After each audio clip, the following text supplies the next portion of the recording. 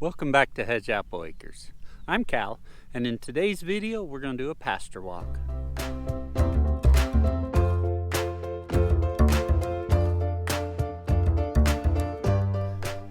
It's the first week of April and we're going to do a pasture walk. Or I'm going to walk some and I'm going to drive truck some. Anyway, we're going to go around and look at our forages that are growing in our pastures. Currently we have our cows in one pasture, or the cow herd. We have heifers in another pasture, and then we have our animals to be sold in yet another pasture. Total, we have about 10 to 12 pastures. We've got a couple fences that need repaired, and those pastures range in size from about 5 acres to about 30 acres. We can further subdivide those pastures using electric fence. We do this so that we can manage the forage intake of our cows, or how hard they're grazing the pasture. I've got this handy dandy forage stick I got from Lincoln University. I went to a small ruminants workshop school up there, and I got this stick. It's got measurements on one side, but it's got some useful information on the others. For those that are interested, it's stamped NRCS, Missouri Forage and Grassland Council. I'll look, if there's a place for you to get one, I'll look it up. But one thing it tells us, when we have cattle running on one pasture for the whole grazing season, we're utilizing only about 30% of that forage. If we start rotating cows through pastures, and we rotate them through 8 pastures, we increase that forage utilization up to 50%. We can go even further, and if you rotate them daily, you get in the 70 to 75% utilization of your forage. So forage efficiency, or forage utilization efficiency. Let's see what the stick calls it. The stick calls it grazing efficiency for total season. We do not rotate them daily, but I do like to rotate them weekly through the pastures. I would like to move closer to rotating them daily. I gotta get my electric fence working a little bit better.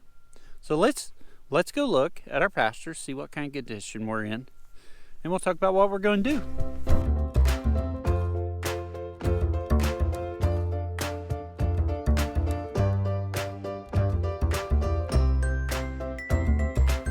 In this pasture, we have some blades of grass reaching 8 inches, but we have lots in the 3 to 4 inches range.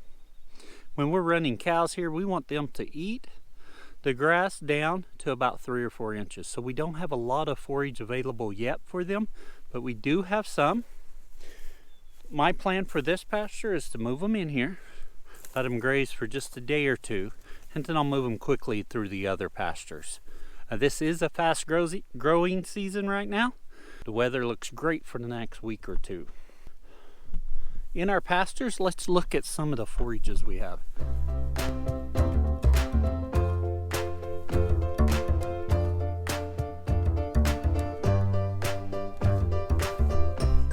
This pasture is adjacent to the other pasture we were in.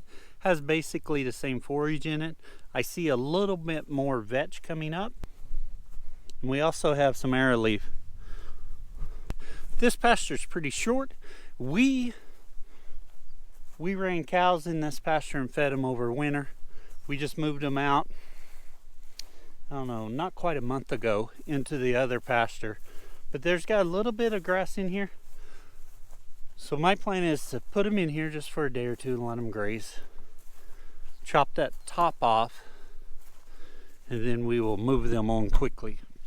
The 2 previous pastures we were in were dug for coal in the 70s, so they've had years to recover, and then lots of chicken litter put on them to improve the soil.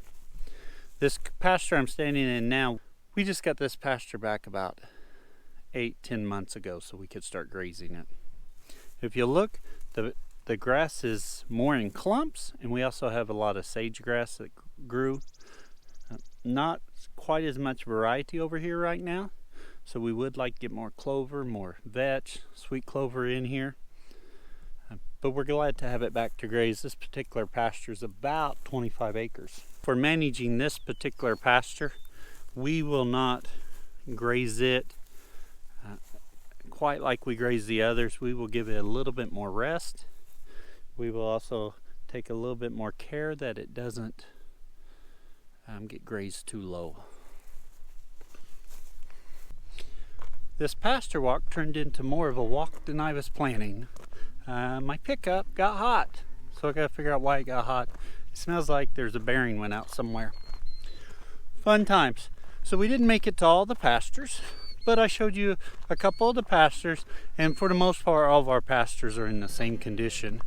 We do, up on the hill we have some reclaimed land that was dug decades ago, and then off the hill we have some land that was never dug, but it was farmed quite a bit. The cows are waiting on me. They're like, hey, you're gonna give us new pasture. So this is probably one of my favorite things, is open up a gate and turn them to another pasture. The pasture they're in, we've kept them in longer than they'd like to be in, but we've been feeding hay in there and they'd love to get the grass. We've allowed the calves access to some of the other pastures. That way they can get kind of a head start on the cows.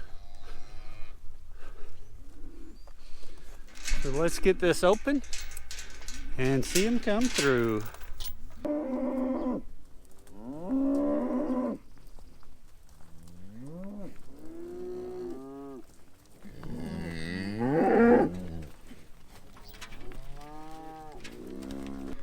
There's a few calves in there, but they're okay. I've got a creep gate down in the middle of the pasture, and they'll be able to get out of that pen with their mamas. One thing that I stress greatly, close your gates when you've got multiple pastures. If you leave your gates open, having multiple pastures does you no good. Cows just graze, they're picking what they want, they're picking the best tasting part, and they're leaving the stuff they don't want to eat. By rotating them through pastures, you can force them to eat some things that has some nutrients for them, but they're not big fans of eating.